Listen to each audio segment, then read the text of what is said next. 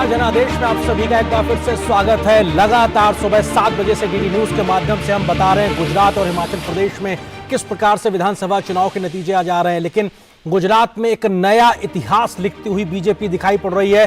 154-55 विधानसभा सीटों पर जीत के साथ में अब तक के गुजरात के राजनीतिक इतिहास की सबसे बड़ी जीत के साथ बीजेपी आगे बढ़ती हुई ये अपने आप में दिखाता है कि 27 साल के बाद इतनी बड़ी जीत के साथ आगे बढ़ना किस प्रकार की एक बड़ी राजनीतिक लकीर खींचती हुई बीजेपी दिखाई पड़ रही है पीएम मोदी के नेतृत्व में। तो वहीं हिमाचल की अगर बात की जाए तो कांग्रेस आगे है बीजेपी से, क्योंकि वहां पर बदलाव की रवायत की बात लगातार की जा रही, तो शायद वही रवायत इस बार भी दिखाई पड़ेगी। हालांकि जिन सीटों पर अभी अंतर है उसका मार्जिन बहुत कम है और अगले 3 घंटे लगातार हम इस पर विस्तार से बातचीत करते रहेंगे। आपके साथ मैं हूं आरेंद्र और मेरे साथ मौजूद है मेरी सहयोगी ऋतु। बहुत बहुत शुक्रिया आरेंद्र। जैसा कि आरेंद्र ने बताया कि गुजरात में भारतीय जनता पार्टी खुद अपना 27 साल का ही नहीं सिर्फ रिकॉर्ड तोड़ने जा रही है बल्कि एक नया इतिहास रचने की तरफ बढ़ रही है।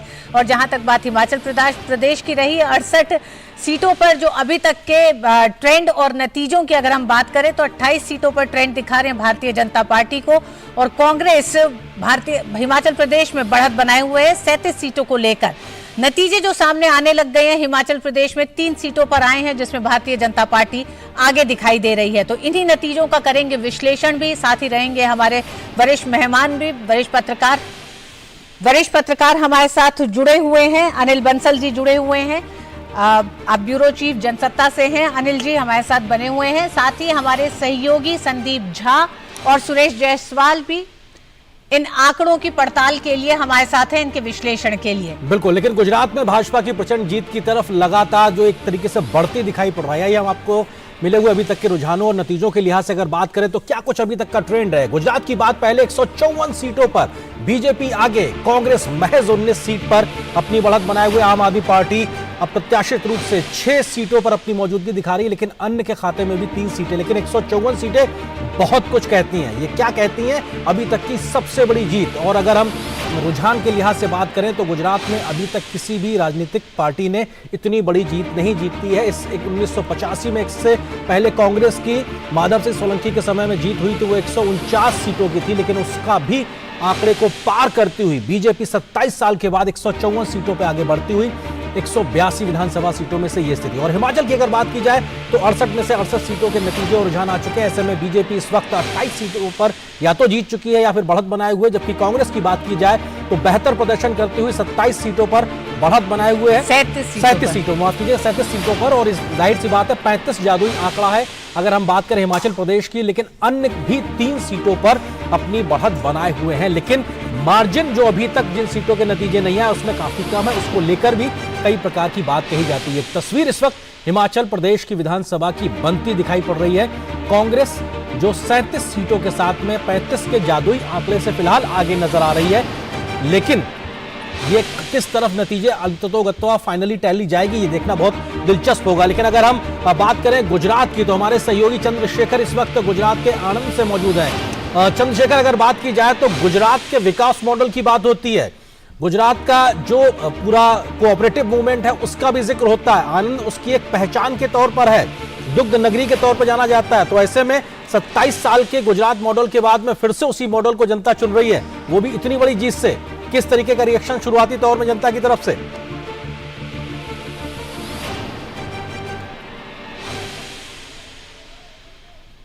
और हुआ करती थी यहाँ पर 7 में से कम 5 सीटें ऐसी हुआ करती थी जहां पर कांग्रेस का दबदबा कायम रहता था। लेकिन इस बार एक ऐतिहासिक जीत की ओर यहाँ पर भाजपा बढ़ रही है और 4 सीटें तो ऐसी हैं यहाँ पर जो वो जीत चुकी है और 2 सीट अब मुकाबला जारी है और 1 सीट ऐसी है अगलव की जो यहाँ पर कि 500 के अंतर से ही मात्र बीजेपी अभी पीछे चल रही है। तो ये ऐतिहासिक उपलब्धि यहाँ से अगर आप देखेंगे तो बीजेपी के लिहाज से हो, क्योंकि माधव सिंह सोलंकी का ये गढ़ माना जाता है जो कि कांग्रेस की मुख्यमंत्री रहे थे 3 बार। और यहां से 149 का जो रेशियो की हम बात कर रहे हैं, जो सीटों का आंकड़ा, जादुई आंकड़ा कांग्रेस ने कभी छुआ था, उसको भी पार करने की तरफ जब बीजेपी जिस प्रकार से आगे बढ़ रही है रुझानों में, तो यहां से एक बड़ा बड़ा संदेश, एक बड़ा मैसेज आपसे कह सकते हैं आरेंद्र गया है, क्योंकि ये जो सीटें थी 7, इसमें से कांग्रेस को काफी सीटें यहां पे मिल जाया करती थी, लेकिन बीजेपी के लिए बड़ी दिक्कतें यहां पर हुआ करती थी। लेकिन इस बार ये ऐतिहासिक जीत आनंद से भी बीजेपी को मिल रही है और यहां पर जश्न का पूरा माहौल था।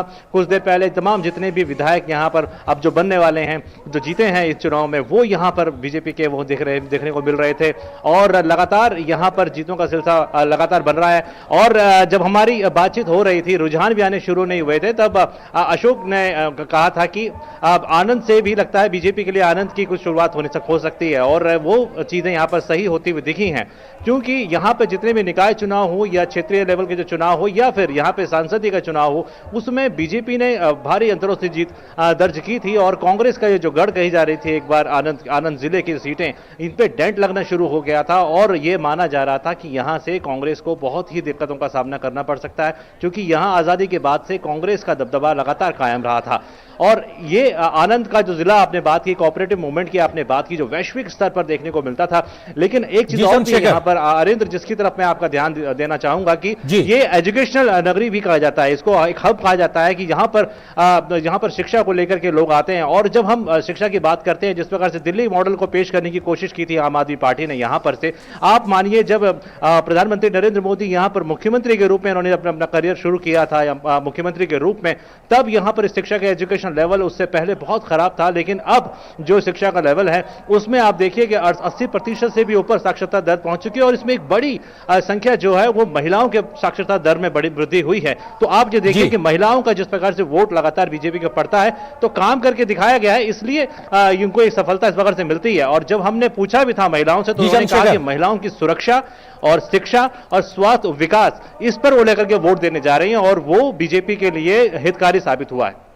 बिल्कुल, और जश्न की तस्वीरें भी लगातार गुजरात से दिखाई पड़ रही हैं, बीजेपी के खेमे से बहुत बड़ी जीत। तो वहीं गुजरात में भाजपा ने भारी जीत दर्ज करती हुई दिखाई पड़ रही है। जीत पर भाजपा कार्यकर्ता जश्न मना रहे हैं। हमारे संवाददाता अभिषेक सिंह ने इन तमाम जश्न मना रहे कार्यकर्ताओं से बातचीत की। क्या कुछ उन्होंने कहा, आइए आपको सुनवाते हैं। ये बड़ी जीत है, भाजपा के लिए बड़ी भी जीत है। राम मंदिर का जो बना है और 370 में कलम हटाई और गुजरात में विकास अच्छा किया है और भारत में आतंकवाद का जो मुद्दा है उसको निपटा है, इसलिए भाजपा की जीत है। मोदी जी ने देश के लिए राम मंदिर बनवाया, 370 हटाया, 500 साल से तंबू में रामचंद्र जी, उनको भव्य मंदिर बन रहा है, हमारे 370 हटाया, उनको फूल रोलूरी का है। मोदी जी जिंदाबाद, मोदी जी। गुजरात में भाजपा प्रचंड जीत की ओर बढ़ रही है लगातार। 27 साल में सत्ता पे रहने के बाद वो जिस तरीके से उसको बहुमत के आंकड़े मिल रहे हैं, आप देख सकते हैं वो किस तरीके से उसका जश्न जारी है।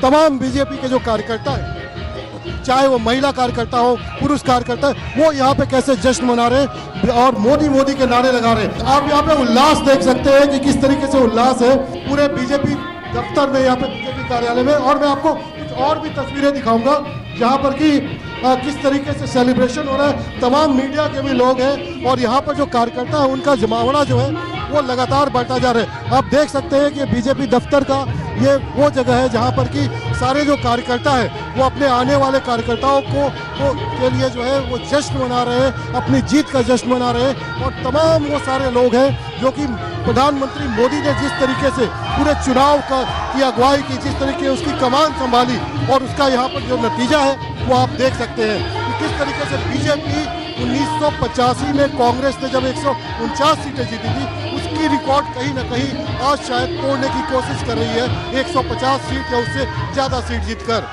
कैमरामैन शुभम शर्मा के साथ अभिषेक सिंह, टीटी न्यूज, गांधीनगर।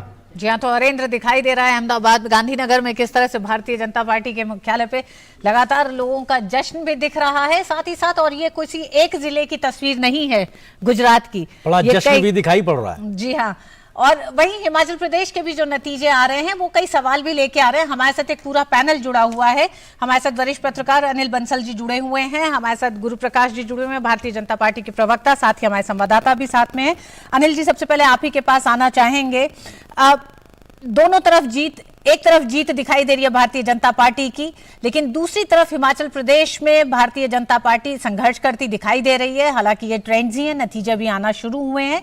मात्र 5 सीटों के ही नतीजे सामने आए हैं, जिसमें भारतीय जनता पार्टी आगे चल रही है 3 सीटों पर। लेकिन फिर भी वो क्या फॉर्मूला है जो गुजरात में तो कमाल उसने दिखाया है, 182 सीटों में से 154 पे जो ट्रेंड दिख रहे हैं उसमें जीत है, लेकिन वहीं हिमाचल प्रदेश में फॉर्मूला कहां फेल होता दिखाई दे रहा है। देखिए रितु जी, गुजरात जो है ना वो एक अलग राज्य है। अगर आप देखें, अभी लग रहा है कि इतनी सीटें जीते, लेकिन लोकसभा के परिप्रेक्ष्य में अगर आप इसका मूल्यांकन करें तो लोकसभा में भी सारी की सारी सीटें बीजेपी जीत चुकी है जी। तो ऐसा नहीं है। वहां इस बार परिवर्तन ये है कि 50% से ज्यादा वोट बीजेपी को मिले हैं। पिछली बार भी 49% के आसपास वोट थे, लेकिन सीटें घटकर 99 रह गई थी और कांग्रेस को 77 सीटें आई थी।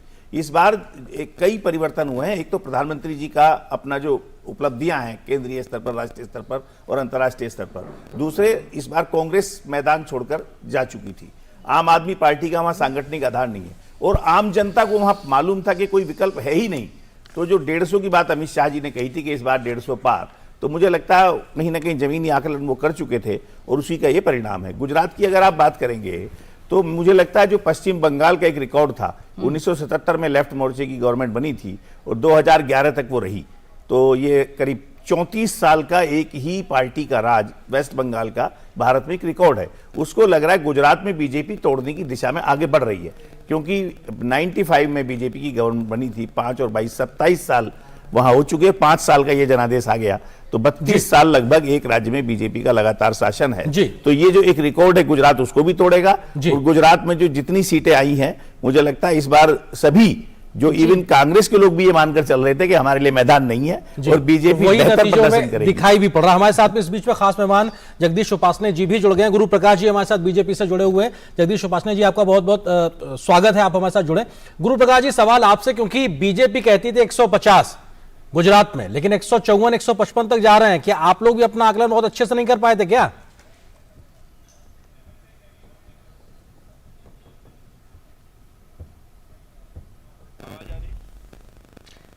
गुरु प्रकाश जी, आपकी आवाज शायद म्यूट है।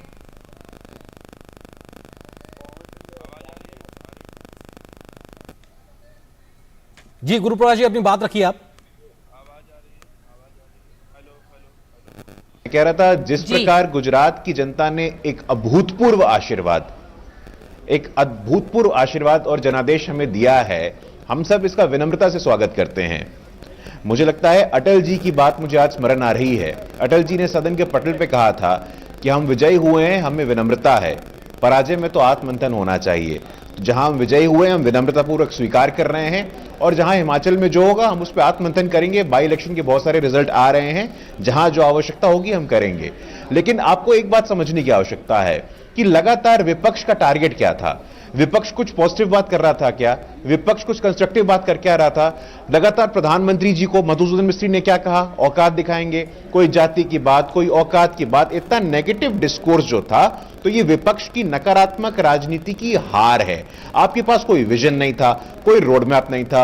हम सब जानते हैं, देश के लोग जानते हैं, गुजरात के लोग जानते हैं कि 2002 के बाद से गुजरात की अस्मिता पर आक्रमण किया गया और गुजरात के अस्मिता के प्रतीक, गुजरात के अस्मिता के आधार सरदार पटेल के नाम पे स्टैच्यू ऑफ यूनिटी बना करके, विश्व की सबसे लंबी प्रतिमा बना करके आज अद्भुत काम हो रहा है। मोढेरा हो, इंफ्रास्ट्रक्चर हो, कनेक्टिविटी हो, जॉब क्रिएशन हो, हर फ्रंट पे, हर मापदंड में गुजरात आज आगे है। उसका नतीजा हमें प्राप्त हुआ है।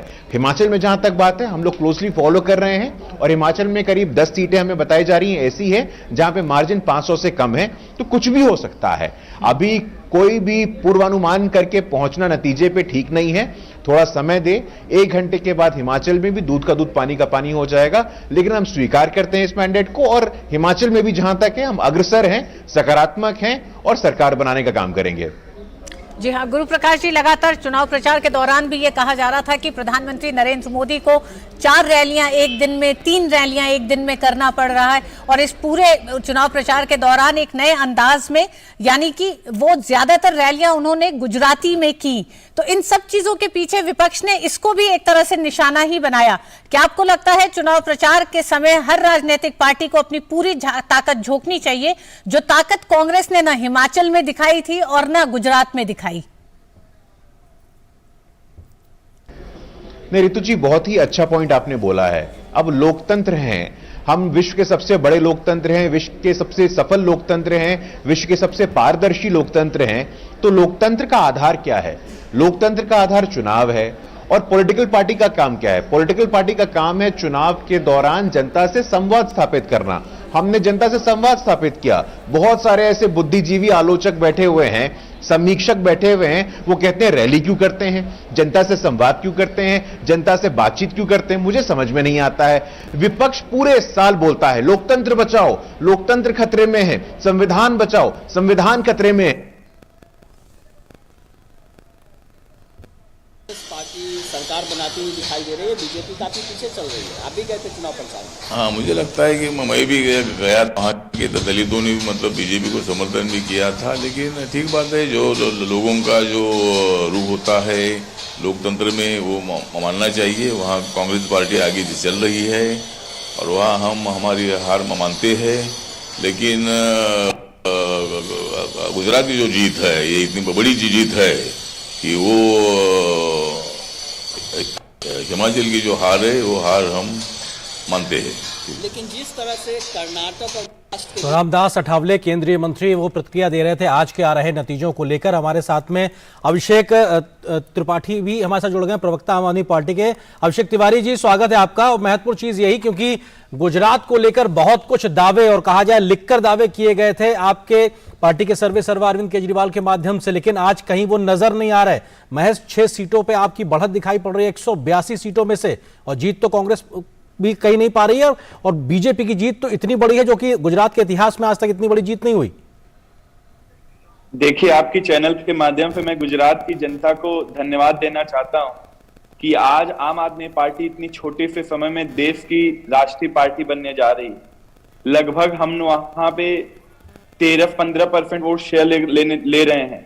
ये गुजरात की जनता को इसके लिए हम धन्यवाद देना चाहते हैं, नंबर 1। नंबर 2, जिस गुजरात के अंदर नरेंद्र मोदी जी का किला माना जाता है, एक भारतीय जनता पार्टी का गढ़ माना जाता है, अमित शाह वहां से आते हैं, प्रधानमंत्री जी आते हैं, वहां पे आम आदमी पार्टी ने इतना अच्छा परफॉर्मेंस किया, इतना शानदार प्रदर्शन किया है। मुझे लगता है कि इसके लिए आम आदमी पार्टी के सारे टीम को मैं बधाई देना चाहता हूं। नंबर 3, जिस गुजरात के भारतीय जनता, आज आम आदमी पार्टी इतनी छोटी सी समय में, इतने छोटे से 10 साल के अंदर देश की राष्ट्रीय पार्टी बनने जा रही है। मुझे लगता है कि इससे बड़ा दिन हमारे लिए नहीं हो सकता। मैं तो अभिषेक जी आप 3-4 बातें कह रहे हैं, अभिषेक जी आप 3-4 बातें गिना रहे हैं, लेकिन उस मेरे एक सवाल का जवाब नहीं दे रहे। जो लिख के दावा किया था अरविंद केजरीवाल ने, क्या वो एक चुनावी स्टैंड था? क्योंकि पहले बहुत सीरियसली लिया गया था, भाई उन्होंने पंजाब के समय बड़ा लिख के दिया था और हो गया था। लेकिन अगर वो लिख के दे रहे हैं, फिर उनकी बात को सीरियसली लिया जाना बंद कर दिया जाएगा। आप जवाब ही नहीं दे रहे उस बात का। नहीं, और लिख के देने वाली बात पे अभिषेक जी आप लगातार कह रहे हैं कि आज खुश होना चाहिए, आम आदमी पार्टी राष्ट्रीय पार्टी हो गई। तो चुनाव राष्ट्रीय पार्टी होने का लड़ रहे थे या चुनाव गुजरात चुनाव जीतने का लड़ रहे थे? क्योंकि लिख के देने की गारंटी तो कि भारतीय जनता पार्टी सत्ता में आएगी नहीं, सत्ता में आएंगे हम, तो ये तो राष्ट्रीय पार्टी बनने का तो नहीं सिग्नेचर था।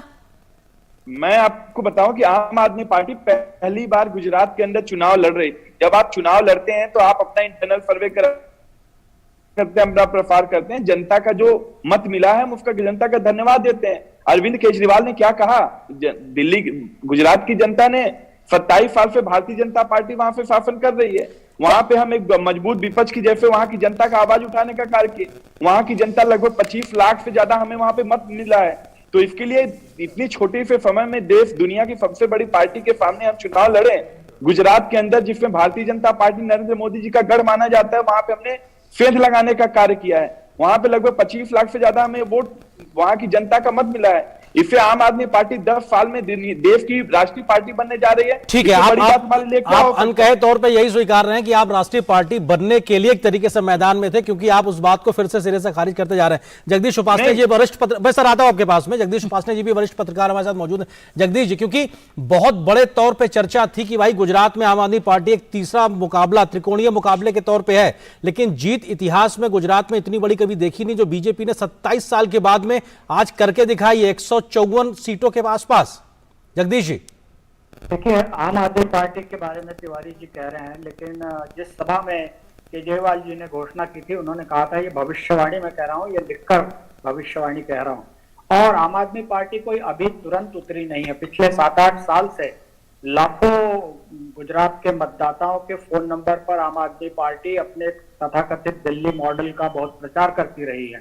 पिछले 7-8 साल से मैं हर साल गुजरात जाता हूँ, बड़ौदा जाता हूँ नवरात्रि में, और मैंने पाया कि बहुत सारे लोग जिनको दिल्ली जो कभी आए नहीं, उनको लगता है कि दिल्ली में जो भी कुछ विकास हुआ है वो केजरीवाल जी ने किया है।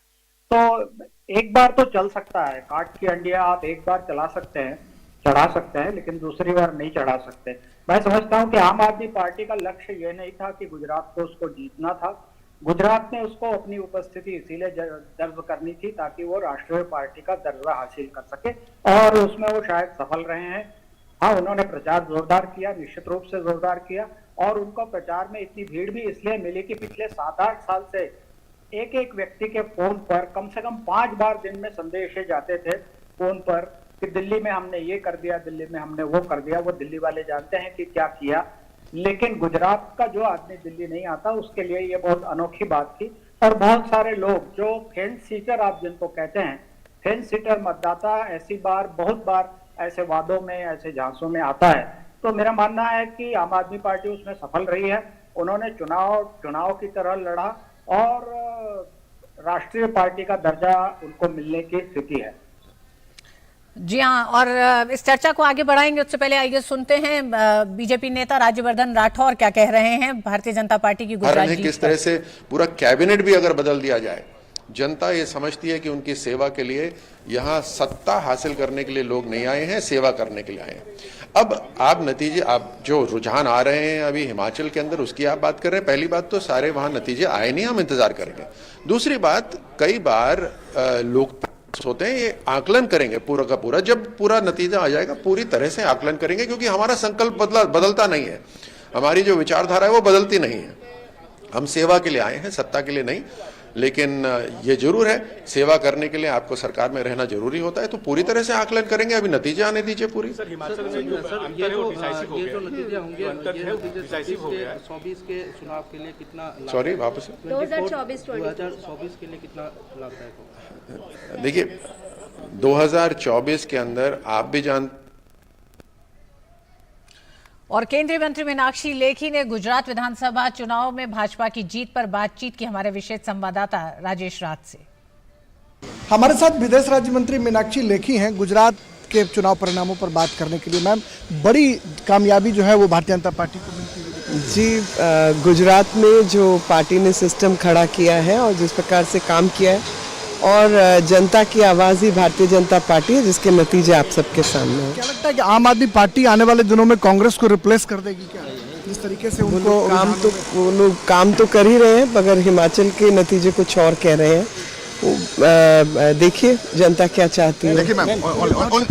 विदेश राज्य मंत्री मीनाक्षी लेखी, जिनका साफ तौर पर यह कहना है गुजरात में जो भारतीय जनता पार्टी को कामयाबी मिली है, यह कामयाबी प्रधानमंत्री नरेंद्र मोदी की कामयाबी है। कैमरामैन एसपी दुबे के साथ संसद भवन से मैं राजेश राज, डीडी न्यूज, दिल्ली। तो वहीं गुजरात के गांधीनगर में भाजपा मुख्यालय में जश्न का माहौल है। भारतीय जीत पर भाजपा नेता प्रदीप सिंह वाघेला ने कहा कि प्रधानमंत्री मोदी की लोकप्रियता की बदौलत ही भाजपा को सबसे ज्यादा सीट मिल रही है। हमारी संवाददाता मेघना देव ने वहां पर जायजा लिया, क्या कुछ निकला वहां से जश्न की तस्वीरों में सुनाते हैं आपको। हमारे साथ मौजूद है प्रदीप सिंह वाघेला। सर, रुझान जिस तरीके इशारा कर रहे हैं, प्रचंड बहुमत मिला है भारतीय जनता पार्टी को, क्या कहेंगे? आज गुजरात की जनता ने, और ये तस्वीरें अपने आप में भूपेंद्र पटेल जो कि मुख्यमंत्री हैं, जिनकी अपनी, और सीआर पाटिल जो कि बीजेपी के प्रदेश अध्यक्ष हैं, उनकी तस्वीरें। जाहिर सी बात है कि सरकार और संगठन, ये दोनों के तालमेल के बाद में इतनी बड़ी जीत आती है। और सर्वे सर्वा या कहा जाए वरदहस्त केंद्रीय नेतृत्व का ये भी अपने आप में बेहद महत्वपूर्ण है, क्योंकि भूपेंद्र पटेल और सीआर पाटिल, उनकी सरकार में भी और सत्ता में काम को लेकर जनता तक पहुंचना और सामंजस्य तालकदम दिखाना, बहुत सी बातें भी कही जा रही थी, लेकिन कैसे चमत्कार दिखाई पड़ रहा है इन तस्वीरों के माध्यम से। दोनों के ही चेहरों पर खुशी, विक्ट्री साइन, इतनी बड़ी जीत। प्रधानमंत्री ने कहा था कि नरेंद्र को आपने एक बड़ी जीत दी थी, लेकिन अब आप भूपेंद्र को उससे भी बड़ी जीत दीजिए। तो नरेंद्र और भूपेंद्र की जोड़ी को जीत के तौर पे जो गुजरात की जनता ने तोहफा दिया है, वो आज तक का सबसे बड़ा तोहफा है। गुजरात की राजनीतिक इतिहास की सबसे बड़ी जीत, 153-54 विधानसभा सीटें जीतती हुई बीजेपी नजर आ रही है। आज से पहले इतनी बड़ी जीत कांग्रेस के पास 1985 में आई थी, जब 149 सीटें जीती थी, लेकिन उससे भी बड़ी जीत की ये तस्वीरें हमारे। तो फिर से हम रुख करते हैं उस खबर का जो मेघना हमारी सहयोगी लेकर आई थी हमारे लिए। मौजूद है प्रदीप सिंह वाघेला। सर, रुझान जिस तरह इशारा कर रहे हैं, प्रचंड बहुमत मिला है भारतीय जनता पार्टी को, क्या कहेंगे? आज गुजरात की जनता ने गुजरात भारतीय जनता पार्टी को इतिहास में सबसे ज्यादा सीट, इतिहास में सबसे ज्यादा वोट शेयर के साथ भारतीय जनता पार्टी को विजय दिया है। मैं गुजरात की जनता का हृदय से आभार व्यक्त करता हूँ। ये विजय माननीय नरेंद्र भाई मोदी साहब की लोकप्रियता, माननीय नरेंद्र भाई मोदी जी के जो विकास की राजनीति पूरे देश में प्रस्थापित की है। आज गुजरात की जनता ने नरेंद्र भाई मोदी जी की विकास की राजनीति को एक मजबूत मोहर लगाई है। सौराष्ट्र में भी बढ़िया परफॉर्म किया है भारतीय जनता पार्टी में, क्या कहेंगे? पूरे गुजरात में हर बूथ में गुजरात की जनता ने भाजपा को और मोदी को बहुत प्रेम दिया है। देखिए, यहाँ पर भारतीय जनता पार्टी के मुख्यालय पर, यहाँ प्रदेश का मुख्यालय आप देख सकते हैं, किस तरीके का जो एक तरीके से विजय घोष यहाँ पर नजर आ रहा है, जश्न नजर आ रहा है भारतीय जनता पार्टी के कार्यालय पर, कमलम पर जो गांधीनगर में है। और जिस तरीके का जो रुझान सामने है, 150 से भी अधिक सीटों पर भारतीय जनता पार्टी रुझानों में आगे नजर आ रही है। और अगर ये सारे रुझान जीत में तब्दील हो जाएंगे तो बेशक एक बहुत प्रचंड बहुमत भारतीय जनता पार्टी को गुजरात की ओर से मिलता हुआ नजर आएगा। और उसमें भी जो बात हो रही थी एंटी इनकम्बेंसी की, उसको प्रो इनकम्बेंसी ने बड़ी मात दी है, ये साबित हो जाएगा। कैमरा पर्सन संजीव के साथ में मेघना देव, एबीपी न्यूज, गांधीनगर। जी हाँ, तो गुजरात से लेकर दिल्ली तक भारतीय जनता पार्टी के मुख्यालय और कार्यालयों में जो जश्न का माहौल है, जोश है कार्यकर्ताओं में, वो साफ दिखाई दे रहा है। 182 सीटों में से 153 सीटों पर जो अभी तक के रुझान आए हैं, उसमें 153 पर भारतीय जनता पार्टी की जीत है। इन आंकड़ों की सच्चाई और जिलेवार तरीके से, इलाके के हिसाब से ये नंबर क्या कहते हैं, आइए सीधे रुख करते हैं अपने साथी असीम का। लगातार 153 हम दिखा रहे हैं अपने ग्राफिक्स के जरिए, तमाम बैंड्स के जरिए कि गुजरात में क्या कुछ स्थिति है, साथ ही साथ हिमाचल में क्या कुछ स्थिति है। ये देखिए, हम आपको सबसे पहले गुजरात 182 सीट, इसलिए बनता भी है सबसे पहले हम गुजरात का दिखाएं। गुजरात में अगर आप जाएं तो अभी की जो स्थिति हम सबसे पहले उस पर अगर निगाह डालें, ये देखिए 182 हम ग्राफिक्स में भी दिखा रहे हैं और यहां आंकड़ों के जरिए 182 सीटों में से 153 के रुझान आ गए हैं और 153 सीटों पर बीजेपी आगे चल रही है।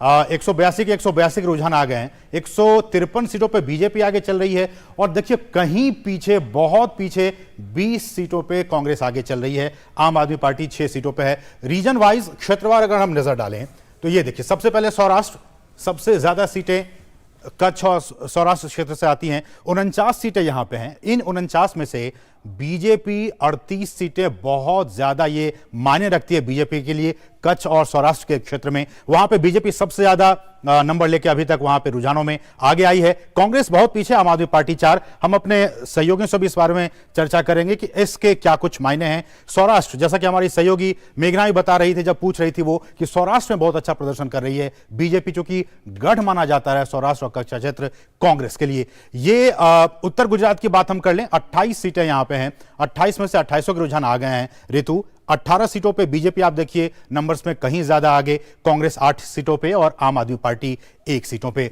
मध्य गुजरात शहरी इलाका माना जाता है, पढ़े लिखे लोग यहां पे, शहरी इलाका, इंडस्ट्री का इलाका, यहां पे तो और भी जबरदस्त प्रदर्शन करते हुए बीजेपी 70 में से 65 सीटों पे बीजेपी वहां पे आगे बढ़त बनाए हुए है। कांग्रेस बहुत पीछे 4, आम आदमी पार्टी यहां पे 0 पे। और दक्षिण गुजरात सामान्यतया आदिवासी और ग्रामीण अंचल, यहां पे कांग्रेस अपनी पैठ यहां पे पिछले बाकी चुनावों में इसकी पकड़ मजबूत रही है, लेकिन यहां पे आप देखिए इस बार कांग्रेस को धता बताते हुए लोगों ने बीजेपी पर भरोसा जताया और 35 में से 32 सीटों पे बीजेपी आगे चल रही है, 2 सीटों पे कांग्रेस और आम आदमी पार्टी 1 सीटों पे। तो ये कुछ स्थितियां तमाम क्षेत्र की, गुजरात की। हमारे साथ हमारे सहयोगी संदीप झा भी इस वक्त मौजूद हैं और साथ ही साथ सुरेश जायसवाल भी मौजूद हैं। संदीप, सबसे पहले मैं आपका रुख करना चाहूंगा और मेरा यह सवाल कि अब तक अगर मैं तमाम क्षेत्रों की, सौराष्ट्र की बात कर लूं, उत्तर गुजरात की बात कर लूं, मध्य गुजरात की बात कर लूं, दक्षिण गुजरात की बात कर लूं,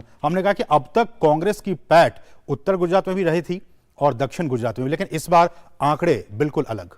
जी देखिए, इसमें सबसे पहले जो आपको मैं बात बताऊं कि तकरीबन पिछला जो विधानसभा चुनाव था 49.5% वोट भाजपा को मिले थे। इस बार ये वोट प्रतिशत बढ़ के 53% हो गया है। इसके अलावा कांग्रेस का जो 77 सीटें आई थी कांग्रेस को और तकरीबन 41.5% वोट कांग्रेस को मिला था जी, लेकिन इस बार ये वोट परसेंट घट के 27% हो गया है। इसीलिए आप देख रहे हैं कि 77 से घट के कांग्रेस 20 सीट पर सिमटती जा रही है जी। लेकिन इसके अलावा अगर आम आदमी पार्टी का वोट शेयर देखें तो तकरीबन 12.9% वोट शेयर आम आदमी पार्टी के खाते में जाता दिख रहा है। ये किसके हो सकते हैं? आम आदमी पार्टी का आप कह रहे हैं 10% गए हैं उसके खाते में, ये चूंकि दोधारी तलवार कहा जा रहा है, बीजेपी के भी कांग्रेस के भी, जो आम आदमी पार्टी की जो स्ट्रैटेजी रही, रेवड़ी बांटने की स्ट्रैटेजी, वो यहाँ बिल्कुल नहीं चली है। एक बात तो ये तय है। इसके अलावा जो आम आदमी पार्टी का आप चुनाव प्रचार का सलीका देखा आपने गुजरात में, आम आदमी पार्टी पहले से ही ये कोशिश कर रही थी कि उनकी हवा बने। कहते हैं ना कि जूनियर विंबलडन आप जीत लेते हैं, लेकिन जब सीनियर विंबलडन की बारी आती है तो आप पहले राउंड से आगे नहीं बढ़ पाते हैं। आपने देखा होगा कि प्रधानमंत्री का जो विधानसभा चुनाव कार्यक्रम शुरू होने के पूर्व प्रधानमंत्री की जो रैलियां होती थी, उसमें मुफ्त की रेवड़ियों पर प्रधानमंत्री खास तौर पर हमला करते थे। प्रधानमंत्री के दिमाग में ये बात बिल्कुल साफ थी कि जो गुजरात का मध्य क्लास का जो वोटर है वो कहीं आम आदमी पार्टी के मुफ्त रेवड़ियों के झांसे में ना आए। गुजरात ने ये मैसेज जरूर दिया है कि आम आदमी पार्टी मुफ्त रेवड़ियों के मुद्दे पर गुजरात के वोटरों को लुभा पाने में नाकाम रही। ठीक है सुरेश, मैं आपके पास आना चाहूंगा। ये कहा गया कि पिछली बार 2017 में जो डेंट पहुंचाने की कोशिश की गई पटेल आंदोलन के जरिए, पाटीदार आंदोलन के जरिए, इस बार पटेल को ही बीजेपी में शामिल कर लिया गया। इससे एक संदेश भी यही कि आप जो सामाजिक समीकरण है उसको बीजेपी अच्छे तरीके से इस बार 2022 में साधी है। क्या उसका नतीजा हम इन आंकड़ों में देख पा रहे हैं? असीम, अगर हम सौराष्ट्र और कच्छ की बात करें, जिसको कि कहा जाता है कि ये गुजरात में सत्ता की चाबी वाला केंद्र है, जो यहाँ पे जीता वो राज्य की सत्ता पे आता है, लेकिन पिछली बार कांग्रेस को यहाँ पे 30 सीटें मिली थी और बीजेपी यहाँ पे 23 सीटों पे सिमट गई थी, जबकि यहाँ पे पूरे इलाके में 54 सीटें हैं। तो पिछली बार ये कहा गया कि पाटीदार आंदोलन की वजह से, हार्दिक पटेल की वजह से बीजेपी को काफ़ी नुकसान हुआ और पाटीदार समाज के लोग बीजेपी से काफ़ी नाराज थे। लेकिन उस चुनाव के खत्म होने के बाद ही बीजेपी पाटीदारों को जो भी उनकी चिंताएं थी, उनकी समस्याएं थी, उसको हल करने के लिए पूरी तरह से सक्रिय हो गई। रही बात हार्दिक पटेल की, तो हार्दिक पटेल पाटीदारों के बड़े नेता माने जाते रहे हैं। आंदोलन में उन्होंने हिस्सा लिया था। बीजेपी ने जब सारी समस्याओं को पाटीदारों की हल किया, उसके बाद पाटीदार समाज के तमाम लोगों से मुलाकात की और उसके बाद हार्दिक पटेल कांग्रेस में गए, लेकिन चुनाव से पहले ही वो बीजेपी में शामिल हो गए और उसका बड़ा असर पड़ा है इस चुनाव में और ये साफ दिख रहा है। और रही बात, जब कांग्रेस ने पिछली बार 30 सीटें जीती थी तो उसमें भी ज्यादातर सीटों पे जो उन्होंने जीत थी उसका जीत का अंतर काफी कम था, वो इस बार उल्टा दिख रहा है। लेकिन संदीप, एक सवाल, आखिरी सवाल मेरा आपसे होगा ये कि तमाम अंचलों में, ग्रामीण अंचलों में भी, जैसा कि हमने कहा कि वहां पे पहले के चुनाव में कांग्रेस की अच्छी खासी घुसपैठ हुआ करती थी, मजबूत पकड़ हुआ करती थी, लेकिन इस बार ग्रामीण अंचल में शहरी मतदाता तो थे ही बीजेपी के साथ, इस बार जो आंकड़े अभी तक आए हैं उनमें ग्रामीण इलाकों में भी जो मतदाता हैं वो कांग्रेस से हटकर बीजेपी के पाले में जाती दिख रही है। देखिए, सबसे बड़ी बात असीम यही है कि पहले ही दिन से जो भाजपा की प्रचार का तरीका था उसमें भाजपा ने हमेशा कांग्रेस पर अटैक किया। कभी भी आम आदमी पार्टी को अपने अटैक के दायरे में तक लाना उचित नहीं समझा, क्योंकि इससे जो वोटर थे जो माइग्रेट कर सकते थे उनमें यह कंफ्यूजन की स्थिति बनाने में भाजपा कामयाब रही कि वहां बाइपोलर कंटेस्ट है। आप जो आम आदमी पार्टी को वोट मिलता दिख रहा है वो कांग्रेस का वोट कटा है, न कि भाजपा का वोट कटा। मार्जिन जीत और हार का भाजपा आप देख रहे हैं 49.5 से बढ़कर 53.5% पर पहुंची है, बहुत ज्यादा है। ये जो त्रिकोणीय चुनाव दिख रहा है उसमें नुकसान केवल कांग्रेस का हुआ। भाजपा ने हर जगह से, चाहे चुनाव की रणनीति बनाने से लेकर हो, जीत का मार्जिन काफी ज्यादा होता है, प्रत्याशियों के ऐलान का लेकर के हो। आपको याद रखना होगा कि 14 महीने पहले रखिए वो लेटर, ये झूठे वादे, इसी प्रकार से राज्य के चुनाव में राज्य के लोगों को बदनाम करना, कुछ भी करके सत्ता हासिल करने के लिए झूठ बोलना, ये सभी झूठों के जवाब आज गुजरात की जनता ने दिए हैं। और मैं आपको विश्वास दिला रहा हूं कि गुजरात की जनता साथ में मिलकर इसी प्रकार से विकास के विषय में आगे काम करती रहेगी। तमाम प्रतिक्रियाएं आ रही हैं क्योंकि वहां पे जो जीत है, भयंकर जीत। जी संघवी, गुजरात के जो गृह मंत्री हैं वो अपने आप में, और निश्चित तौर से क्योंकि हमने देखा था हाल फिलहाल के समय में ऋतु एक बहुत ज्यादा चर्चा की गई थी साहब मोरबी की घटना को लेकर, उसके बाद में किस तरह से पूरा गुजरात सरकार का अमला गया था, हर्ष संघवी लगातार पूरे रेस्क्यू ऑपरेशन में थे, उसके बाद से लगातार बातें हुई थी, लेकिन काम बोलता है, कम से कम ये नतीजे साफ तौर पे इस बात का इंगित करते दिखाई पड़ते हैं। जी, हमारे साथ अनिल बंसल भी स्टूडियो में मौजूद हैं। अनिल जी, 27 सीटें वो अनुसूचित जनजाति के आदिवासी इलाकों की जिन पर लगातार भारतीय जनता पार्टी का कहना था, क्योंकि वो परंपरागत सीटें रही हैं कांग्रेस की, और कांग्रेस उन सीटों को ही लेकर हमेशा से गुजरात में एक बढ़त भी बना के रही है। 77 सीटें भी 2017 में आई तो उसमें एक बड़ा शेयर उन सीटों का था। आज के जो अभी जो ट्रेंड आ रहे हैं उसमें 27 सीटों में कहा जा रहा है 21 से 22 सीटें ऐसी हैं जिस पर भारतीय जनता पार्टी आगे चल रही है। किस तरह के बदलाव को आप देख रहे हैं? देखिए, अगर आप वर्ग, समाज, संप्रदाय इस नजरिए से देखेंगे, ये जो चुनाव परिणाम है न ये किसी क्षेत्र खास पर निर्भर है, न ये किसी वर्ग विशेष पर निर्भर है, ये आम जनमानस का परिणाम है। और पूरे ही गुजरात ने एक तरह से भाजपा को, और मैं कहूँगा प्रधानमंत्री नरेंद्र मोदी जी को एक स्नेह, प्यार और अपना समर्पण दिया है। वो निश्चित रूप से इसमें कोई कहीं, अब क्षेत्रवार हम कितना भी विश्लेषण कर लें, है क्या 20 सीटें 19 सीटें, उसे क्या विश्लेषण कांग्रेस का आप करेंगे, कहां ज्यादा मिली कहां कम मिली।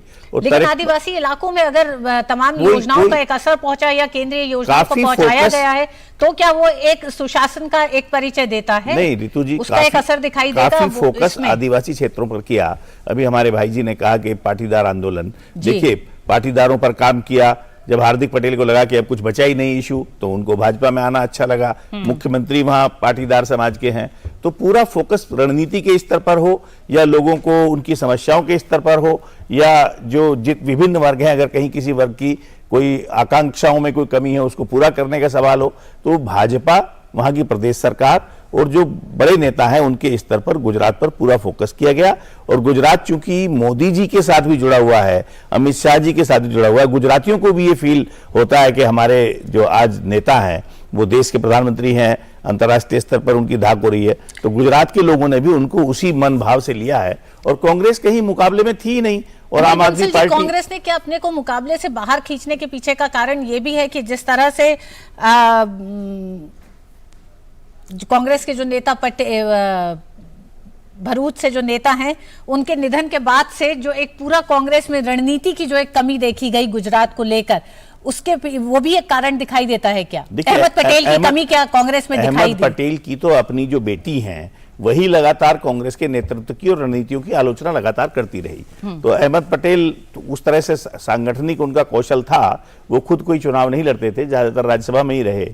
लेकिन खाली अहमद पटेल की बात नहीं है, आप देखिए एक जितने भी नेता थे ज्यादातर कांग्रेस के प्रमुख नेता, वहां किसके ऊपर आप चुनाव लड़ रहे हैं? पिछली बार राहुल गांधी ने लगातार गुजरात चुनाव का दौरा किया, पूरा रणनीति बनाकर लड़े। इस बार वो गए ही नहीं, एक आध दिन के लिए जाना कोई चुनाव। अभी सब पूरे देश ने उनको देखा कि आप भारत जोड़ो यात्रा निकाल रहे हैं और हिमाचल और गुजरात में चुनाव है, हिमाचल को छोड़ भी दें, वहां वो मानते हैं कि बदलाव की एक परंपरा रही है, तो गुजरात पर उनका फोकस होना चाहिए था। जिस तरह से वो अपने को प्रधानमंत्री जी का विकल्प मानते हैं, तो गुजरात पर कोई उन्होंने फोकस नहीं किया, या उनको पहले से अनुमान भी था, कुछ लग गया था, उनको जमीनी हकीकत का आइडिया हो गया था कि अगर मैं कोशिश करूंगा भी तो अब इस समय कुछ ज्यादा बनने बिगड़ने वाला नहीं है। तो मुझे लगता है उस स्थिति में कांग्रेस एक सरेंडरिंग स्थिति में थी। आम आदमी पार्टी अभी उस स्थिति में थी नहीं। उनके खुद प्रवक्ता और नेता कह गए कि हम तो राष्ट्रीय पार्टी बनना चाहते थे, और मुझे लगता है वो अगर खुश हैं तो इसमें कोई खराबी नहीं है, क्योंकि गोवा में उनकी 6-7% वोट ही आई थी और सीट भी ज़्यादा नहीं मिली थी। यहाँ उनको वोट भी 10% से ज़्यादा आ रही है और राष्ट्रीय पार्टी का उनका एक सपना साकार होने जा रहा है, तो वो इसी में खुश हैं। तो कहीं वो मान सकते हैं हम कि भले वो दावे कर रहे थे कि हमारी सरकार बनेगी, लिखित में दावे करें, कुछ भी करें, पर इस तरह का कोई वातावरण वहां बना नहीं पाए थे कि भाजपा के सामने कोई टक्कर या चुनौती किसी भी दल की तरफ से है। ये लगातार सब मान रहे थे, विपक्षी भी मान रहे थे। लेकिन सवाल ये भी है, आम आदमी पार्टी अगर सिर्फ राष्ट्रीय पार्टी होने के लिए ही गुजरात में इतना दमखम झोंके हुई थी, तो फिर ये जो मुफ्त के जो तमाम मुफ्त की बिजली, मुफ्त का पानी, इसका ये जो नारा था, ये नारा फिर क्या था? नहीं देखिए रितु जी, उनका तो एजेंडा ही वो है। उन्होंने जो प्रयोग किए हैं, दिल्ली में उन्होंने उसी प्रयोग से वो सत्ता में आए, पंजाब में भी उन्होंने वही प्रयोग किया, तो वो कोई नया एजेंडा और सोचेंगे? वो तो बात ही उसकी करते हैं कि बिजली हम देंगे, पानी देंगे, शिक्षा देंगे, इसी तरह की बात करते हैं। अभी उनके पास ऐसा बड़ा राज्य भी नहीं है कोई। पंजाब में बंसल जी, अभिषेक जी हमारे साथ जुड़े हुए हैं। अभिषेक जी, एजेंडा आपका सिर्फ मुफ्त के नारे देने का है? अभिषेक जी से बात करती आई है, कांग्रेस और भारतीय जनता पार्टी के बीच में 27 सालों से फ्रेंडली मैच चलता आया है। वहां पे भारतीय जनता पार्टी और कांग्रेस, वो कभी ऐसा लगता ही नहीं चुनाव लड़ने। आम आदमी पार्टी पहली बार वहां चुनाव लड़ने गई। मैं तो गुजरात की जनता को धन्यवाद देना चाहता हूं कि उन्होंने इतना प्यार, मान, सम्मान स्नेह दिया आम आदमी पार्टी को कि उनकी मतों की वजह से आज आम आदमी पार्टी राष्ट्रीय पार्टी बनने जा रही है। पहली बार चुनाव लड़ने गए, वहां पे भारतीय जनता पार्टी, जिसको किला माना जाता है गुजरात को, वहां पे हमने भेद करने का काम किया, वहां पे हमने उनके सेंध लगाया, और आने वाले टाइम पे वहां पे आम आदमी पार्टी की सरकार बनेगी। अच्छा अभिषेक जी, आप ये तो मान लीजिए ना, फिर आप जीतने के लिए चुनाव नहीं लड़ रहे थे ना अभिषेक जी? कम से कम फिर ये मान लीजिए ना कि आप लोग अपनी मौजूदगी दर्ज कराने के लिए चुनाव लड़ रहे थे, आप लोग राष्ट्रीय पार्टी बनने के लिए चुनाव लड़ रहे थे, आपने जो तमाम बातें क्वाइन की, वो सब चीजें इसके लिए थी, आप सरकार बनाने के लिए लड़ ही नहीं थे। आपका तो फोकस लंबा, आप ये स्वीकारिए ना। आप देखेंगे असल मायनों में कोई विपक्ष की भूमिका निभाया था आम आदमी पार्टी ने उठाया। जब से आम आदमी पार्टी वहां पे चुनाव लड़ने गई है, वहां गुजरात की जनता की क्या हालात है, गुजरात की क्या हालात है, वहां के लोगों खारिज क्यों कर दिया सर? अभिषेक जी खारिज क्यों कर दिया? हमने कैंपेन किया, हमने गुजरात की जनता, हम तो इसके लिए अपने आप को सौभाग्यशाली मानते हैं, आम आदमी पार्टी सौभाग्यशाली है। अभिषेक जी, गुजरात की जनता ने इतना प्यार और स्नेह दिया।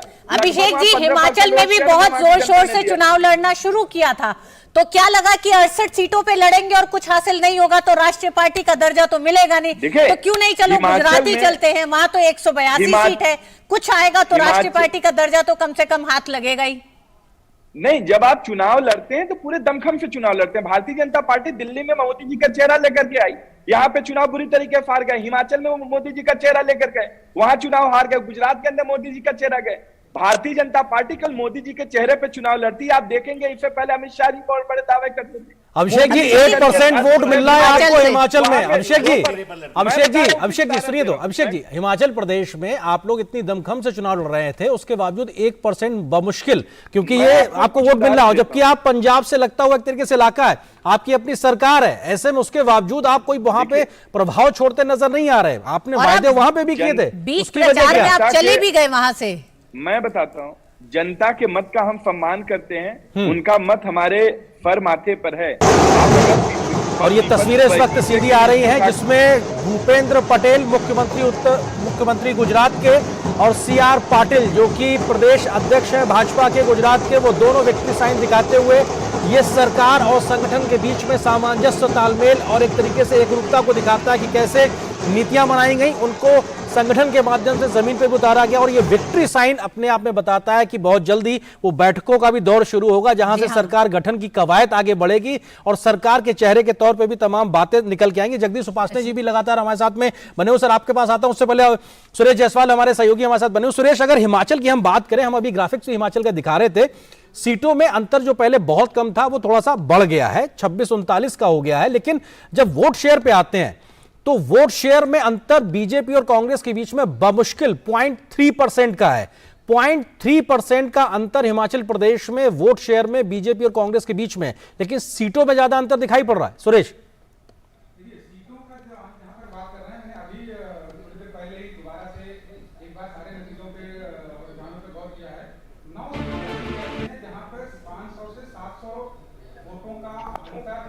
पार्टियों के बीच में है, बीजेपी और कांग्रेस में। इसमें 5 सीटें या अभी शायद थोड़ी देर में चेंज भी हो सकता है, 5 सीटें ऐसी थी जहां पे कांग्रेस पार्टी 500-600 सीटों के अंतर पे थी और 4 सीटें ऐसी थी जहां पर बीजेपी 4 सीटों थोड़ा सा आगे थी।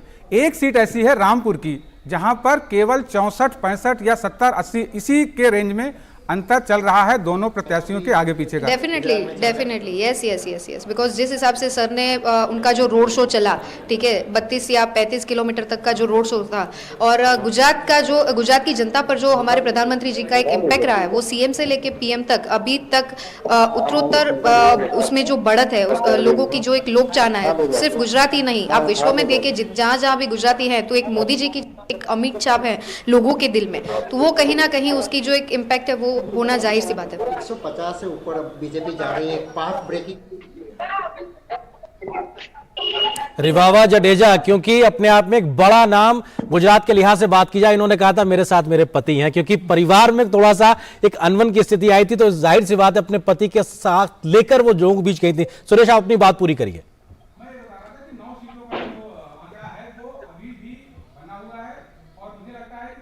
और देना पड़ेगा क्योंकि जो कुछ सीटें 200, 300, 64, 65 इस तरह के जो आंकड़े हैं वो कभी भी बदल सकते हैं, इसलिए थोड़ा सा अभी समय देने की जरूरत है। और जहां तक वोट परसेंटेज की बात है, अभी भी बीजेपी और कांग्रेस दोनों का वोट परसेंटेज 43% ही है। कांग्रेस थोड़ा सा आगे है 43.6 और बीजेपी 43.1, तो दोनों के सीटों का अंतर भले ही थोड़ा अभी दिख रहा है लेकिन वोट परसेंटेज लगभग बराबर बना हुआ है। इसका मतलब यह है कि बीजेपी जहां जीत रही है वो बड़े मार्जिन से शायद जीत रही है, और कांग्रेस अभी जहां जीत रही है वो कुछ सीटें ऐसी होंगी जहां पे वो कांग्रेस वोट परसेंटेज में आगे होने के बाद भी शायद सीट आगे निकाल सकती है।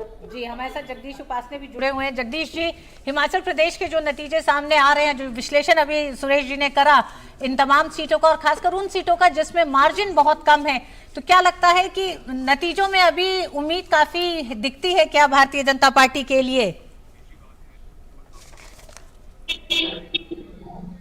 बागी हैं जिनमें से 4 ने और जीत की स्थिति में बताए गए और उन्होंने भाजपा को समर्थन देने की बात भी की है, सार्वजनिक रूप से की है। उनकी क्या स्थिति वो बता सकते हैं। 10 प्रमुख बागी हैं, उनमें से 6 भाजपा के बागी हैं और 4 कांग्रेस के बागी हैं। लेकिन मैं मानता हूं कि जो पहाड़ी राज्य है और कम मतों से कम अंतर से सीटें यहाँ जीती जाती हैं और भाजपा के भी 22 बागी कुल मिलाकर खड़े हुए थे, उनमें से बहुतों को उन्होंने मना लिया, लेकिन अभी भी 10 प्रमुख बागियों में से 6 ऐसे हैं जो जीतने या हारने की, दूसरे को हराने की स्थिति में है। कांग्रेस ने अपने बागियों को सार्वजनिक रूप से तो मना लिया, लेकिन भीतर भीतर वो जो नाराजगी है वो कांग्रेस के प्रत्याशी पर भारी पड़ती रही। तो अभी तुरंत कहना, अंतर आपको रुझानों में बहुत अंतर दिख रहा होगा सीटों के मामले में, लेकिन जब शायद सारे नतीजे आएंगे और उस तब आपको पिक्चर क्लियर होगी। लेकिन एक बात मैं जरूर कहना चाहता हूँ कि महिलाओं का जो वोट परसेंटेज है, महिलाओं के लिए भाजपा ने अलग से संकल्प पत्र जारी किया था और महिलाओं के लिए बहुत सारी नई योजनाओं की घोषणा की थी। तो एक बात और नहीं भूलनी चाहिए हमको कि हिमाचल प्रदेश फार्मा सेक्टर का उभरता हुआ क्षेत्र है देश में। मुंबई, गुजरात के बाद हिमाचल प्रदेश में 2 बड़े पार्क, एक मेडिकल डिवाइसेस पार्क और एक दवाइयों के बनाने का पार्क जो है, मोदी जी ने कुछ समय पहले ही उसका उद्घाटन किया था, जिससे कि कोरोना काल में हमने देखा कि पैरासिटामोल का साल्ट भी हमारे यहाँ नहीं बनता, वो बाहर से आता था। तो वो सब चीजें वहां बनने वाली हैं। ये चीजें असर करती हैं, लोगों के दिमाग में रहती हैं। तो इसलिए जहां कम अंतर जिन सीटों पर आपको दिख रहा है उनमें बदलाव की स्थिति है, बदलाव हो सकता है। अंतर रुझानों में भले ही ज्यादा दिखा हो, लेकिन हमने देखा है कि ऐसे छोटे राज्यों में और क्लीन गवर्नमेंट दी है जयराम ठाकुर ने, उसमें कभी कोई दाग नहीं लगा है। हाँ, जरूर है कि कुछ प्रत्याशी उनको बदलने चाहिए थे, शायद वो उसमें नाकाम रहे, मनाने में नाकाम रहे, जिस तरह से कांग्रेस ने सार्वजनिक रूप से मना लिया। कांग्रेस ने एक गेम और खेला, जो ओल्ड पेंशन स्कीम लागू करने का। ओल्ड पेंशन स्कीम के करीब 1.5 लाख कर्मचारी प्रभावित होते हैं जो एनपीएस में इस समय है हिमाचल के, और वो हर कॉन्स्टिट्यूएंसी में बिखरे हुए हैं। आप पांडे जी, अब मैं बिल्कुल निश्चिंत हो गया, अंदर हाजिरी भी मार दिया, सब कुछ समाप्त हो गया। अब लास्ट में जुड़वा दीजिए जरा। हाँ जी, संभवतः हम जगदीश उपासनी जी से बात कर रहे हैं, तो ये तस्वीर इस वक्त हम हिमाचल प्रदेश की दिखाते हैं। ये अपने आप में बेहद महत्वपूर्ण तस्वीर जो इस समय नतीजे और रुझान है उस लिहाज से अगर देखा जाए तो मंडी इलाके में 15 सीटों पर बीजेपी की बढ़त है, 8 पर कांग्रेस और अन्य भी यहां पर 1 है। टोटल 24 सीटें हैं मंडी इलाके में। सिफोलॉजिकल रीजन के लिहाज से 3 बड़े क्षेत्रों में हिमाचल को बांटा जाता है, मंडी उनमें से एक है जहां पे 15 सीटें बीजेपी बढ़त बनाए हुए, यानी इस इलाके में मंडी क्षेत्र में बीजेपी बढ़त बनाए हुए। अगर हम शिमला इलाके के लिहाज से बात करें कुल 19 सीटें हैं, लेकिन यहां पर शिमला इलाके में 14 सीटों पर कांग्रेस ने बढ़त बनाई है, 4 पर बीजेपी है, यानी कि यहां पर शिमला इलाके में कांग्रेस बढ़त काफी तेजी से ले गई है, लगभग 10 सीटों का बढ़त के साथ में अपनी मौजूदगी दर्ज करा रही है।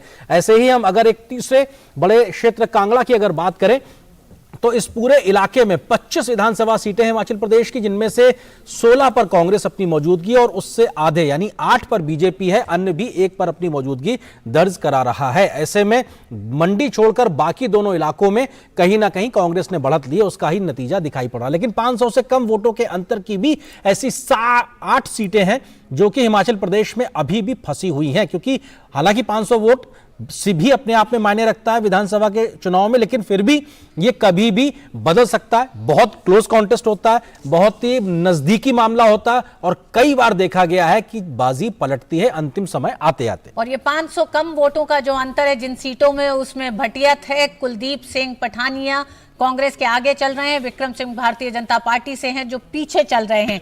ये वो सीटें हैं जिन पर लगातार नजरें बनी हुई है, क्योंकि वही उस आंकड़े को राजनीतिक पार्टी दोनों में से, चाहे भारतीय जनता पार्टी या कांग्रेस, उस अपने जीत के आंकड़े को छुएगी। इंदौरा एक सीट है जिसमें कांग्रेस आगे चल रही है, मलेंद्र राजन है, और पीछे चल रही है रीता देवी भारतीय जनता पार्टी से। ये वो सीटें हैं जिनमें 500 से कम वोटों का अंतर है। धर्मपुर उसमें से एक सीट है, यहां पर पीछे भारतीय जनता पार्टी के रजत ठाकुर चल रहे हैं और आगे कांग्रेस चल रही है, चंद्रशेखर हैं कांग्रेस से। सुजानपुर है जिसमें कांग्रेस आगे चल रही है, राजेंद्र सिंह है कांग्रेस के प्रत्याशी, और पीछे चल रहे हैं भारतीय जनता पार्टी की रंजीत सिंह राणा। और इन्हीं सीटों में बिलासपुर भी एक सीट है जहां भारतीय जनता पार्टी के उम्मीदवार त्रिलोक जम्वाल आगे चल रहे हैं और बब्बर ठाकुर कांग्रेस से पीछे चल रहे हैं। जी, और हमारे सहयोगी उर्मिलेश भट्ट भी हमारे साथ में शिमला से इस वक्त जुड़ रहे हैं, क्योंकि हिमाचल के लिहाज से बात की जाए तो अभी गहमा गहमी बरकरार है, क्योंकि गुजरात में तो स्थिति स्पष्ट है, लेकिन हिमाचल में गहमा गहमी बरकरार है, बहुत क्लोज कॉन्टेस्ट की कई सीटें हैं। उर्मिलेश, क्योंकि महत्वपूर्ण आंकड़ा ये अन्य 3 का भी हो जाता है, क्योंकि जहां 39 और 26 बीजेपी कांग्रेस के हिस्से में है, तो अन्य भी 3 पर मौजूद हैं। ये 3 कौन है और इनके माध्यम से कोई खबर अभी फिलहाल? उर्मिलेश।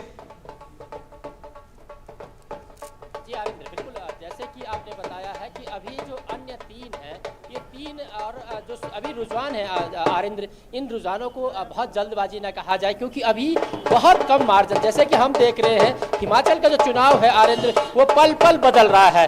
देख रहे होंगे कि अभी जो है जो मार्जिन है वो जो है कभी घट जा रहा है, कभी बहुत ज़्यादा बढ़ जा रहा है, लेकिन अभी भी कई सीटें जो है फंसी हुई है। इन सीटों पर अभी क्या होगा ये कहना थोड़ा जल्दबाजी होगा। हाँ, ये जरूर है आरिंद्र कि अगर जो जादुई आंकड़े से अगर थोड़ा सा भी जो है पीछे रहती है सीटें दोनों दलों की, राजनीतिक दलों की, क्योंकि यहाँ पर टक्कर जो है कांग्रेस और भारतीय जनता पार्टी के बीच में है, अगर इन दोनों के बीच में अगर जादुई आंकड़े से अगर कम होती है तो ऐसे में जो निर्दलीय है उनकी महत्वपूर्ण भूमिका हो जाएगी, और जो सत्ता की चाबी होगी वो कहीं न कहीं जो निर्दलीय थी उनके हाथों में आ जाएगी। आरिंद्र, बिल्कुल, ये महत्वपूर्ण है अपने आप में किस तरीके से। और उर्मिलेश, जिस बात का जिक्र आप कर रहे हैं, लेकिन अगर 3 सोशियोलॉजिकल रीजन के लिहाज से बात की जाए तो मंडी क्षेत्र में बीजेपी ने अभी भी अपनी पकड़ को बरकरार रखा है। इसको लेकर किस प्रकार की जानकारी आपके पास से?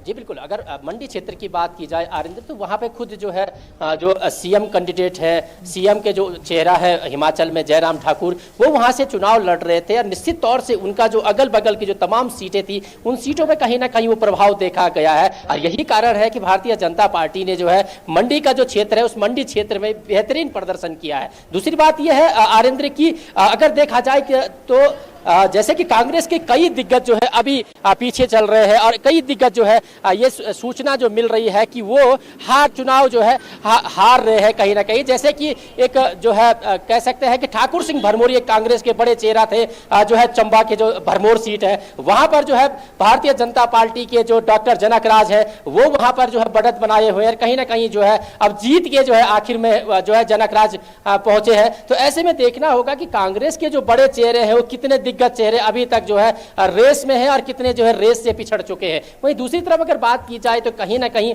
आरेंद्र, क्योंकि ये जो है अभी नेक टू नेक चल रहा है, जो मार्जिन है अगर आप 8 से 10 सीटों का अगर मार्जिन अभी भी उठा के देखें तो वो जो है 1000 के आसपास चल रहा है, 1200 के आसपास चल रहा है। तो लिहाजा उसे बदलने में, क्योंकि अभी जो है लगभग 2 राउंड और होंगे, 2 राउंड के आसपास देखना होगा कि कितना मार्जिन जो है कम होता है, क्योंकि 400 का मार्जिन बहुत ज्यादा नहीं होता है अगर आप देखें इस हिसाब से। तो ये अभी बहुत जल्दबाजी होगी कि कितना जो है जादुई आंकड़े तक आखिर कौन पहुंचेगा। और सबसे बड़ी बात यह है कि अगर निर्दलियों की संख्या बढ़ती है आरेंद्र, तो कहीं ना कहीं सत्ता की चाबी ऐसा न हो कि निर्दलियों के हाथ में चली जाए।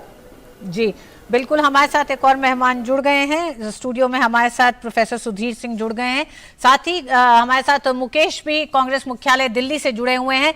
मुकेश, आपसे ही जानना चाहेंगे कि लगातार हिमाचल में जो कांटे की टक्कर दिखाई दे रही है, एक उम्मीद कांग्रेस के लिए जरूर है, क्या उसका असर कांग्रेस मुख्यालय पे भी दिख रहा है? बिल्कुल ऋतु, मैं सीधे तस्वीरें ही आपको दिखा दूं तो मेरे कैमरामैन से दिखाऊंगा। मेरे पीछे यहाँ पर कांग्रेस के मुख्यालय में जो है वो सुबह से ही गामा गामी थी, यहाँ लड्डू बंटने शुरू हो गए हैं। अब से कुछ देर पहले बम पटाखे फूटने शुरू हो गए थे, क्योंकि ये कहीं ना कहीं आश्वस्त होते दिखाई दे रहे हैं कि इनकी पार्टी जो है हिमाचल में सरकार बनाती दिख रही है। उनको कहीं ना कहीं इसका असर दिख रहा है और इनकी खुशी यहाँ पर दिख रही है कि यहाँ पर लड्डू बांटे जा रहे हैं। इनके कार्यकर्ता यहाँ पर पहुंचने शुरू हो गए हैं और यहाँ पर जो इनके मेन लीडर्स हैं वो भी आने लगे हैं। कुछ लोगों को हिमाचल भी भेजा जाना शुरू कर दिया गया है कि वहां जाकर के वो देखें कि कैसे वहां पर अगर सरकार बनती है तो उनको कहां काम करने की जरूरत है। लेकिन एक सुबह से ही जो माहौल था, कांटे की टक्कर थी, कई बार देखा 33 पे सीटें, कई बार 36 पे पहुंची, कई बार बीजेपी ने बढ़त बनाई, वहां से फिर कमबैक कांग्रेस ने किया। तो काफी रिलैक्स है कांग्रेस और कहीं ना कहीं उनके लिए बड़ी रिलीफ की बात है कि एक प्रदेश में उनको कुछ अच्छे रिजल्ट्स आते दिखाई दे रहे हैं। बहरहाल जो कई सीटों पे 500 की जो हम बात कर रहे थे, जो आप भी बता रहे थे कि अभी कई सीटों पे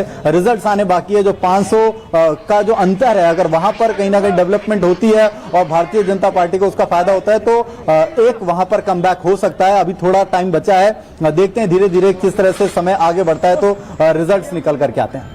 जी मुकेश, आप रहिए हमारे साथ में। सुजाता पॉल जो कि कांग्रेस प्रवक्ता हमारे साथ में जुड़ गई। सुजाता जी, स्वागत है आपका दूरदर्शन न्यूज पे। सवाल यही कि एक तो हिमाचल में आपका अपर हैंड है, जाहिर सी बात है आपकी सरकार बनते दिखाई पड़ रही है, लेकिन सीएम कौन होगा, दावेदारी शुरू हो गई है। 5-6 ऐसे चेहरे हैं जिनको लेकर अपने आप में कई प्रकार की बातें कही जा रही हैं। सबको कैसे मैनेज करिएगा जीत के बाद में एक नई प्रकार की समस्या? बिल्कुल नहीं, कोई समस्या नहीं है। हमने जनता के मुद्दों पर चुनाव लड़ा है और जनता हमारे को अपना प्यार दे रही है, वो आपके सामने है।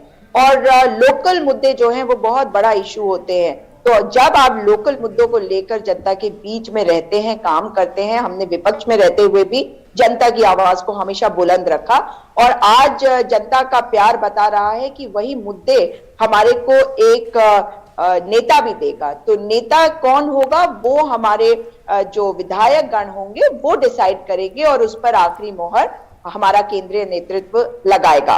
और इसमें कोई दिक्कत की बात नहीं है। आपने देखा है कि हमने चुनाव कैसे लड़ा है, तो ये सारा नैरेटिव जो है वो हमेशा सेट किया जाता है कि कांग्रेस के इतने नेता, तो ये तो हमारे लिए गर्व की बात है कि हमारे पास इतने दिग्गज नेता होते हैं, लेकिन कहीं कोई दिक्कत नहीं होगी। अगर आप देखेंगे हिमाचल प्रदेश को एक बेहतरीन मुख्यमंत्री मिलेंगे। आपने देखा है कि कितनी भी समस्या, घर में कई बार समस्या आती है, आप क्योंकि राजस्थान की बात करेंगे, लेकिन फिर भी हमने नेतृत्व तो अच्छा दिया, इसीलिए तो उपचुनाव में भी हमने जीत हासिल करी है अभी।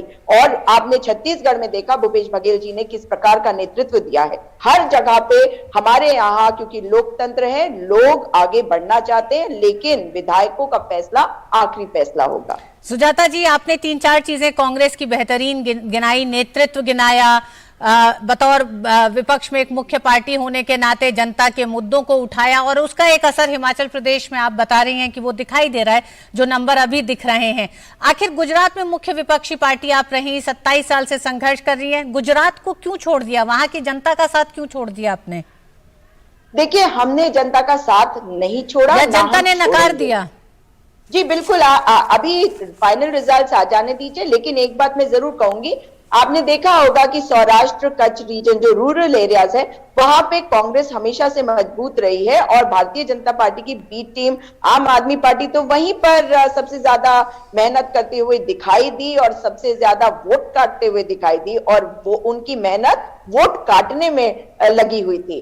तो इसलिए अगर जनता के लिए मोरबी की ट्रेजेडी कोई मुद्दा नहीं है, और आपने देखा नरोदा पाटिया के कॉन्विक्ट की बेटी एक बहुत बड़े मार्जिन से जीतने वाली है, तो ये जनता जनार्दन होती है। अगर जनता को लगता है कि महंगाई या कोविड के दौरान जो अव्यवस्था थी वो उनके लिए मुद्दा नहीं है, तो इसको हमें स्वीकार करना पड़ता है और ये देखना पड़ेगा कि हम कैसे जनता के बीच में नफरत की राजनीति के तहत, लेकिन आप लोग जो बात कहते हैं वो जनता उससे कन्विंस नहीं होती, कम से कम जो जनादेश के माध्यम से बात निकलती दिखाई पड़ती। सुजाता जी, मैं आता हूं आपके पास। हमारे सहयोगी रजनीश त्रिपाठी इस वक्त बीजेपी के दिल्ली स्थित मुख्यालय से हमारे साथ जुड़े हुए। रजनीश, बड़ी जीत गुजरात के लिहाज से, आगे किस प्रकार से अब बात आगे बढ़ेगी, क्योंकि अब बैठकों का दौर शुरू होगा, और कैसे बात आगे बढ़ेगी, क्योंकि सेलिब्रेशन शायद शाम होते होते दिल्ली में भी एक बड़ा जश्न देखने को मिल सकता है, क्या कुछ जानकारी?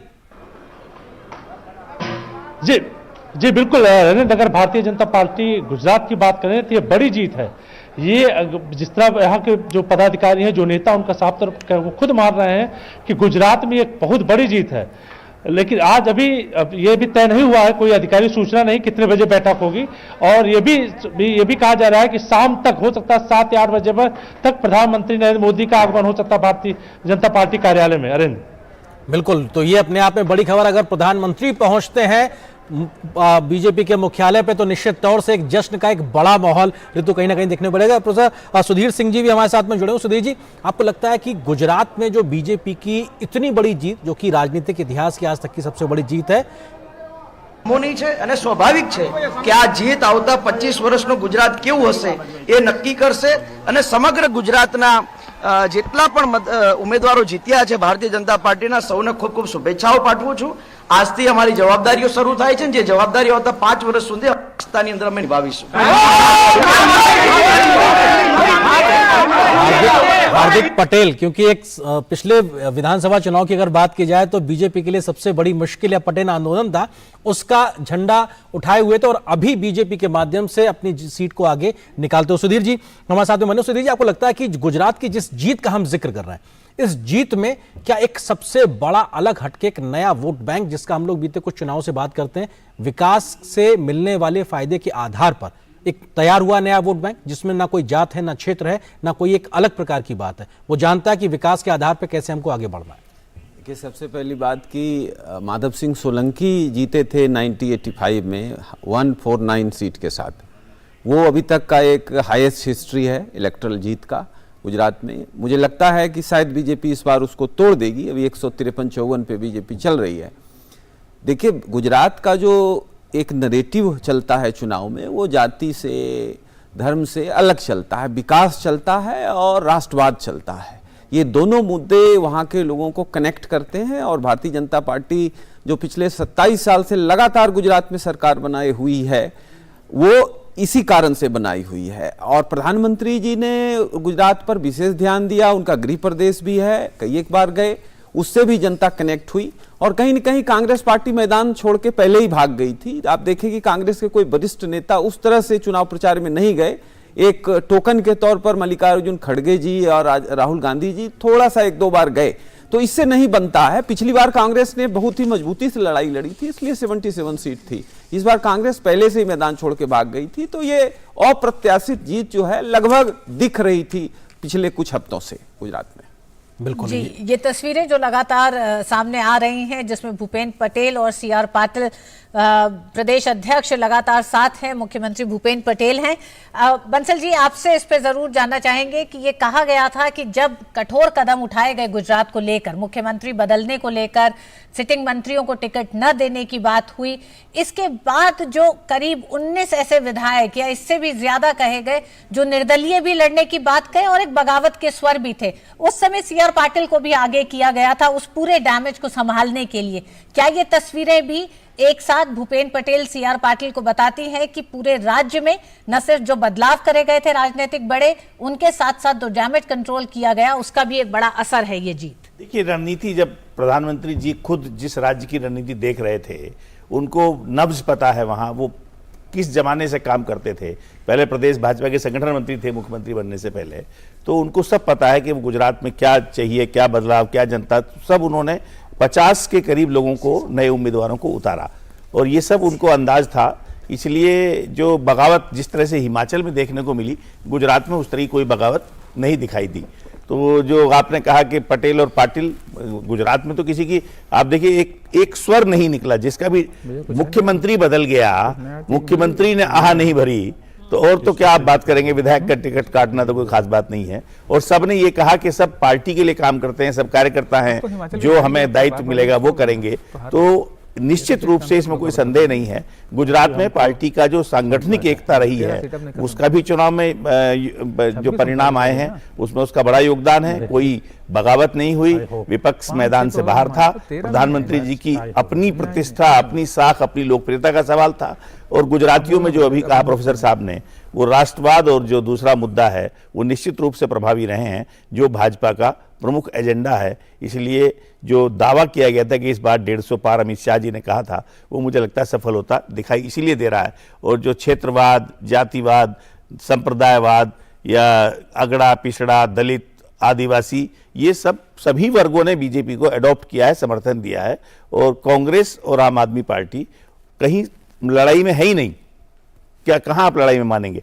अगर 53-54% वोट एक पार्टी जीतने वाली ले रही है तो चुनाव एक तरफा है, इसमें कहीं मुकाबले में कोई नहीं है। हमारे सहयोगी मुकेश शुक्ला हमारे साथ में दिल्ली स्थित कांग्रेस के मुख्यालय से मौजूद है। मुकेश, महत्वपूर्ण चीज यही कि कांग्रेस के बारे में चुनाव के समय से लगातार नतीजे आने तक यही कहा जा रहा है कि जमीन पे तो कांग्रेस थी ही नहीं, उनका जो शीर्ष नेतृत्व था वो भी गायब था। क्या इन सब बातों को लेकर भी मंथन हो रहा है, अंदर खाने बातचीत हो रही है कि साहब इतनी बड़ी हार हम गुजरात से लेकर आ रहे हैं और मैं फिर अभी आने वाले समय में चुनावों में जाना है? मुकेश,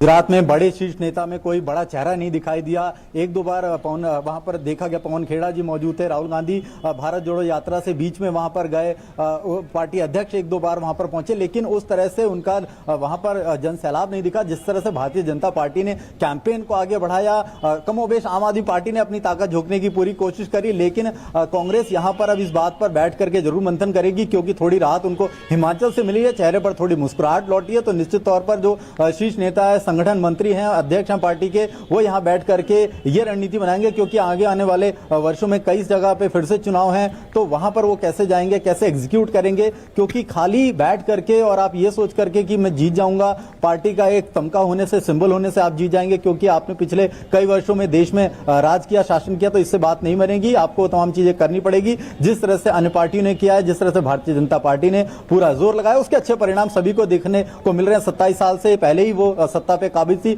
आगे 5 साल उनको और काम करने को मिलेगा। जो गुजरात की बदलती तस्वीर है, हमने भी कुछ दिन पहले वहां जाकर के देखा, वहां पर इतने बड़े नेशनल गेम्स का आयोजन किया गया, कुछ ही महीनों में वहां आयोजित किया गया और शानदार तरीके से उन राष्ट्रीय खेलों को वहां आयोजित करके दिखाया गया कि गुजरात में कितना विकास हुआ है, कितना वहां का जन स्वरूप है वो बदला है। लोगों से वहां हमने बात करी तो उन्होंने बताया था कि यहाँ फ्री में कुछ नहीं चलेगा, यहाँ पर जो मिल रहा है वो पर्याप्त है, यहाँ पर जो चीजें मिल रही है पर्याप्त है। ऐसे में कांग्रेस के लिए मंथन की घड़ी है कि हिमाचल से जो उनको राहत मिली है उसको वो एक संजीवनी की तरह लेंगे और आगे अपने जो भी प्लान्स होंगे उनको एग्जीक्यूट करेंगे। बिल्कुल, ये अपने आप में कांग्रेस के लिए मंथन का समय भी है और निश्चित तौर से जीत और हार, या कहा जाए जो नंबर्स होते हैं तो वो बहुत कुछ अपने आप में बयां करते हैं। जी हाँ, सुजाता जी हमारे साथ जुड़ी हुई हैं। सुजाता जी, हिमाचल से संजीवनी जो मिल रही है आपको, क्या आपको लगता है कि गुजरात में बहुत ही शुरुआती समय से कांग्रेस ने अपने न तो बहुत स्टार प्रचारक वहां पर उतारे, लेकिन जो नेता वहां पे सक्रिय थे, उन नेताओं की जो टिप्पणियां थी, एक बार फिर प्रधानमंत्री की अस्मिता को ठेस पहुंचाती हुई टिप्पणियां रही, जिसका असर ये दिखता है, जो नंबर दिखाई दे रहे हैं कांग्रेस के गुजरात में। देखिए, ये बहुत आसान हो जाता है कहना कि दूसरे नेता क्या टिप्पणी करते हैं। हाँ, गुजरात उनका गृह क्षेत्र है, उसको वो अच्छी तरह समझते हैं। वो समझते हैं कि लोकल इश्यूज पर कोई फर्क नहीं पड़ता कि आप कुछ कर रहे हैं या नहीं। आपने 3-3 मुख्यमंत्री उत्तराखंड में बदले थे, तो गुजरात आपका गृह क्षेत्र था, वहां पे आपने मुख्यमंत्री के साथ पूरी कैबिनेट बदली। इसका मतलब है लोकतांत्रिक ढांचे पे तो आपको विश्वास नहीं है, क्योंकि जो कुछ होगा वो केंद्र करेगा और केवल चुनावों के लिए करेगा।